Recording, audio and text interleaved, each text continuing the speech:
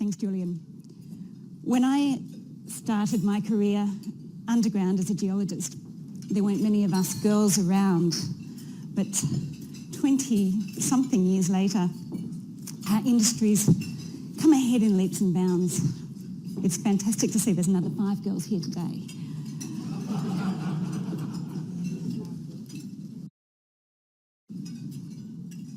Around $15 billion. That's the amount of dedicated private equity funding available to the mining industry globally, of which Pacific Road speaks for about $1 billion. When you think... Can you hear me? No, it's a bit light. Why don't you jump in front of these people? I can do here. All right. Yeah, I think so. Okay. So $15 billion is the amount of dedicated private equity available to the mining industry globally, of which Pacific Road speaks for about $1 billion. When you think about the day-to-day funding needs of our industry, $15 billion isn't actually a lot. But in a tough market where debt and equity for mining can be about as hard to find as a 2-term state government, it's a funding pool of considerable consequence. So striking it is, therefore, that despite this global commodity gloom and erosion in value expectations, less than 20% of this $15 billion has found a home. So why this inertia? Why has private equity been watching from the sidelines? I'm going to explain why as I take you through the 3 principles that allowed Aurelia to access private equity funding and gave Pacific Road an investment in one of our industry's rising stars. Principle number 1, we are playing the long game. Now, to have come to lunch today, there's a good chance that you've signed up to the macro view that metal intensity of use in developing nations is only a modest fraction today of anticipated demand in 10, 15, 20 years' time.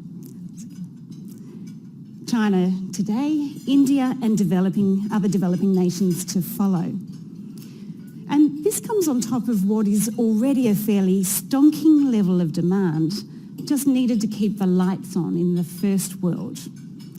You'll find that mining private equity players are life members, card-carrying members of this macro view of global demand. We take the same big picture view on supply.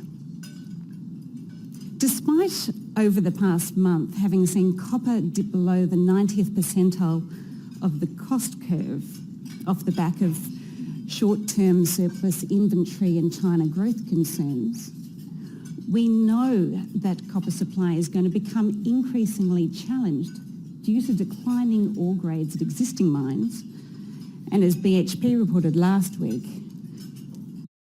limited viable development options in this $260-something a pound copper environment.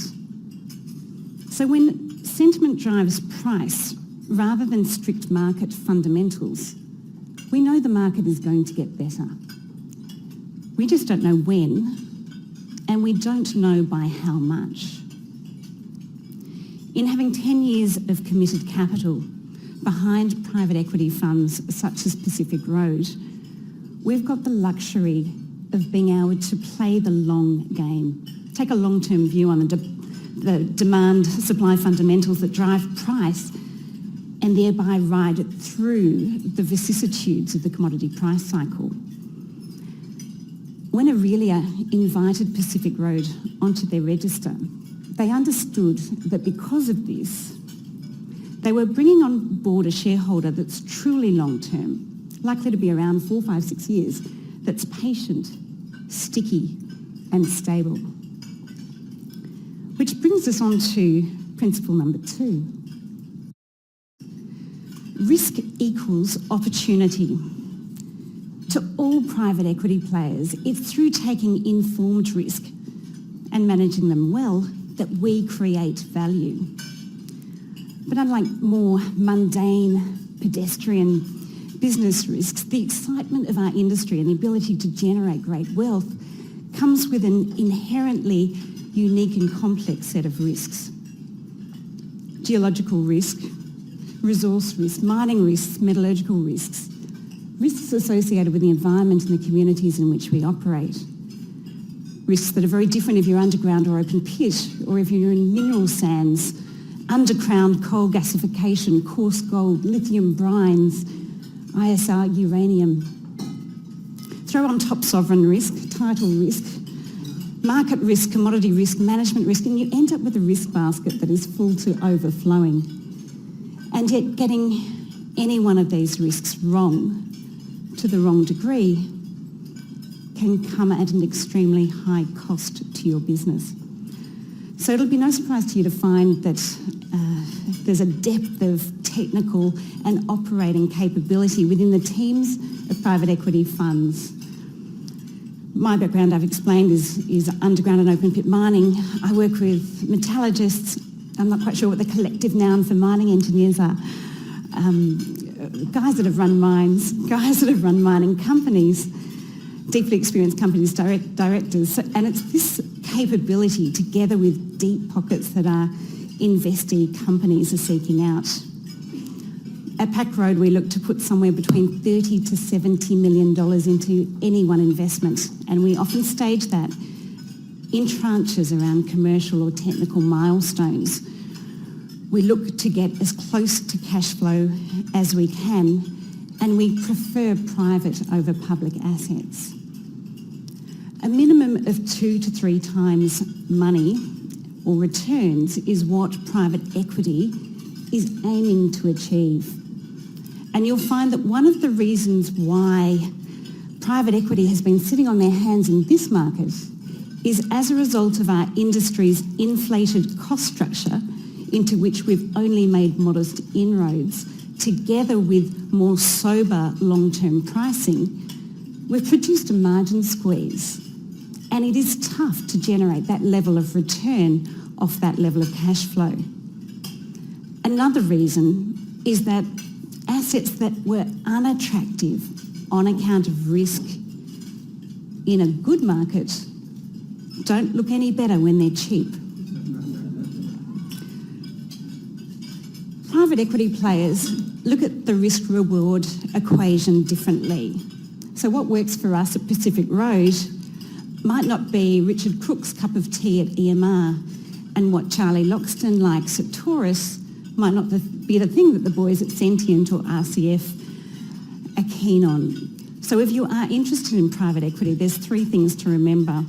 That is, canvass all private equity players. We play very nicely together and we often co-invest.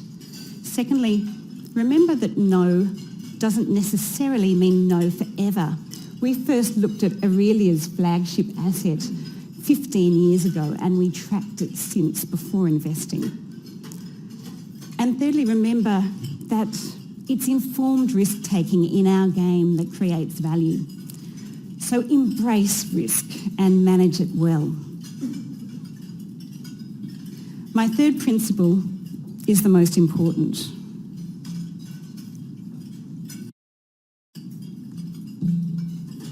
So picture yourself, you're in the euphoria of a new romance, you've had a heady courtship, and you're about to jump into bed with your exciting new partner. Stop. Take a deep breath, look deep in their eyes, and think hard about whether you really want to wake up to that face in 5 years' time. Like any long-term relationship, we are looking for cultural fit and strategic alignment that goes both ways. We have a partnership philosophy at Pacific Road, which means we don't need control, although we're not going to be shy in taking it if it makes sense to do so. But we must have the ability to influence and add value.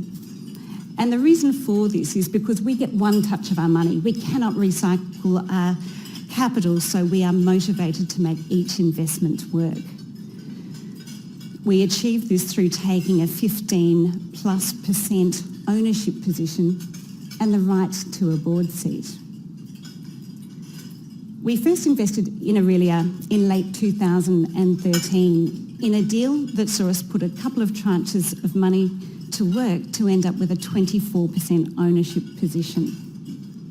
The company ticked the boxes for private equity in the following ways.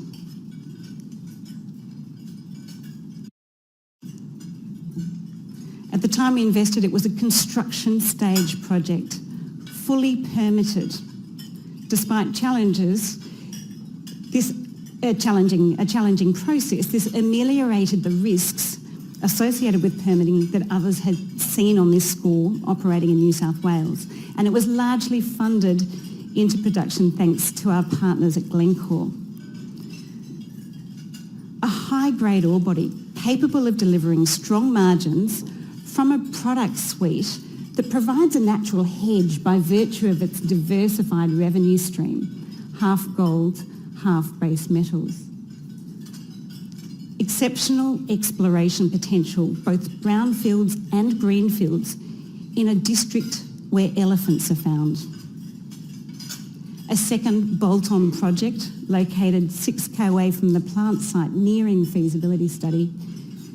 And certainly not least, an experienced and capable board and management team that had demonstrated rigour, discipline and good governance.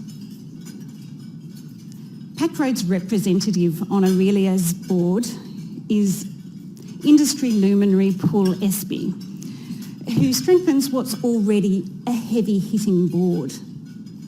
But not all boards and management teams have the strength and the capability that Aurelia has. And it's often private equity's ability to enhance the quality of the board and support management that adds real shareholder value. Now, I'm going to leave you with an admission. And that is when you have a portfolio of 20 different investments in over 13 countries and a team of 12, not everything goes to plan. And the most valuable lessons you learn are from those that don't. What we've learned at Pacific Road is that in as much as our business is about good ore bodies delivering strong margins, it really is about good people. There will be few people who have seen more A-grade ore bodies tragically underperform as Don McIntyre and his team at Berdelbeer on account of poor management. And I'm sure many of you will share my experience of having been involved with some fairly ordinary ore bodies deliver exceptional performance due to excellent stewardship. Fortunately, Aurelia have both. And on that score, it's my pleasure to pass over to Rimas.